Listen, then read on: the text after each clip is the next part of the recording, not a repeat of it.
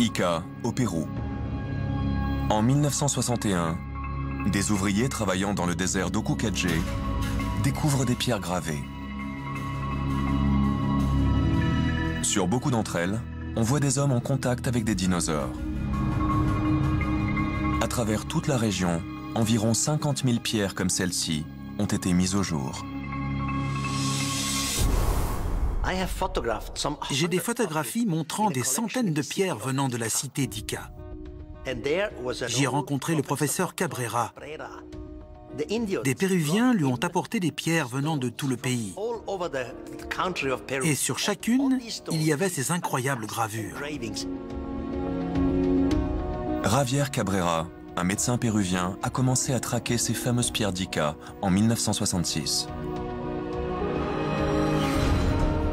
Le musée qu'il a fondé recense aujourd'hui plus de 20 000 de ses œuvres, dont la taille peut aller de celle d'un galet à celle d'un rocher. Tous les dinosaures ont disparu il y a 65 millions d'années.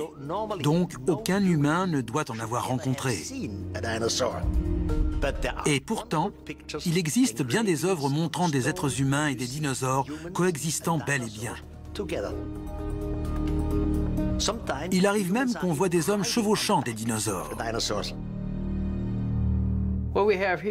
Ceci est une pierre tombale d'Ica.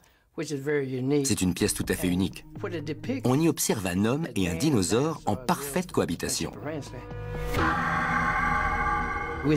On distingue très bien des tricératops, des brachiosaures, des tyrannosaures. Un tel degré de détail implique que soit ces hommes avaient parfaitement étudié ces animaux, soit ils les côtoyaient.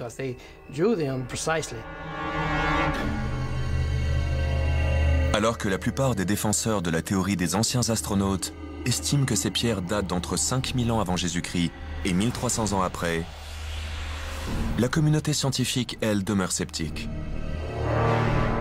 Mais compte tenu de la très grande quantité de pierres découvertes, il aurait fallu qu'un homme en grave 1000 par an pendant plus de 45 ans.